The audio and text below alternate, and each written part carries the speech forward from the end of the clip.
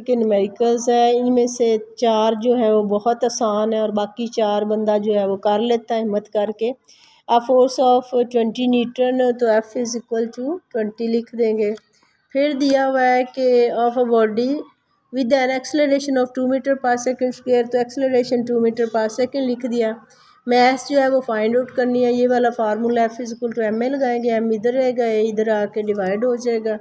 F को A से divide करेंगे 20/2 तो 10 मीटर पर सेकंड स्क्वायर आ जाए।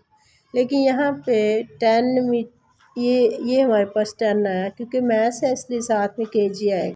अच्छा, सेकंड न्यूमेरिकल में डाटा को देखना होता है। Weight of a body W दिया हुआ, what is its mass.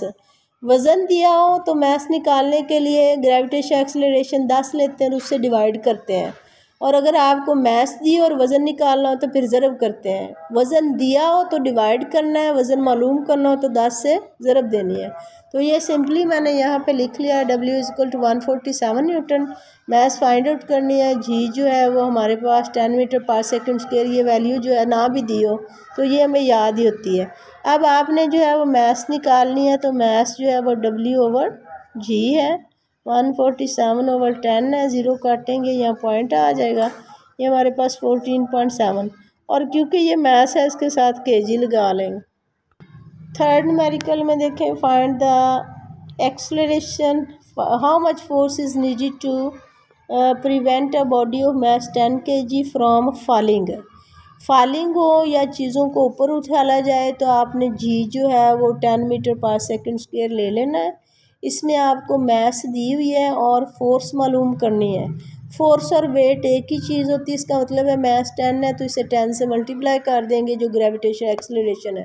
That is very easy. ये देखें, फोर्स फाइंड आउट करनी है, मास 10 kg है, gravitation acceleration 10 kg, force W जो है वो वज़न फोर्स के इक्वल होता है, तो W is equal to mg, m में भी 10 और g में भी 10, ज़रब करने से 100 न्यूटन। इस तरह के क्वेश्चन जो हैं वो छोटे हैं, ज़्यादातर 2 मार्क्स में आ सकते हैं, लॉन्ग क्वेश्चन भी दे सकते हैं। फोर्थ है हमारे पास, find the acceleration produced by a force of 100 newton in mass of 50 kg। ये भी वही formula F is equal to m में जो है इसमें फोर्स और मास की वैल्यू लगा देंगे तो एक्सेलरेशन हमारे पास जो है वो आराम से आ जाएगा। आगे आपके पास आ गया, यहाँ पे हमारे पास दिया हुआ क्या है, फाइंड द एक्सेलरेशन A हमने फाइंड आउट करना है, और हमारे पास दिया हुआ जो है वो है फोर्स 100 न्यूटन और मास जो है वो है 50 kg।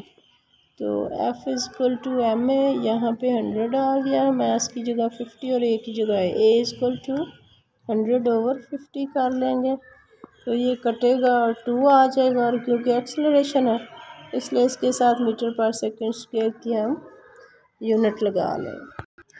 ये टेक्निकली चलेंगे, ये देखें, ये 3.1, 2, 3 और 4 कितना आसान हो गया, ठीक है।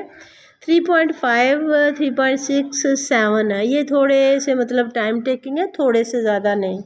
अब हमारे पास 3.5 जो है ये भी बिल्कुल आसान है कि how much time is required to change 22 newton second momentum by a force of 20 newton. इसमें ये जो है डेल पी के इक्वल है चेंज ऑफ मोमेंटम के, और 20 न्यूटन जो है ये फोर्स है। ये हम फार्मूला इसमें यूज़ करेंगे, डेल पी जो है 22 न्यूटन, एफ़ जो है वो 20 न्यूटन है, डेल्टा टी मालूम करना है, formula F is equal to del p by del t है। यहाँ पे हम जो है वो फोर्स लगा लेंगे, इन दोनों की जगह चेंज हो जाती होती है, इन दोनों, डेल टी उधर चला जाएगा, एफ़ इधर बटे में आ जाएगा, डेल पी 22 और एफ़ जो है वो 20, और इसको डिवाइड करेंगे आप तो ये 0 से आप काट के यहाँ पे पॉइंट लगा लेंगे, 2, 1, 2 और 1.1, ये हमारे पास आ गया del t is equal to 1.1, और क्योंकि टाइम है इसलिए साथ में सेकंड लिख लेंगे। कितना आसान है।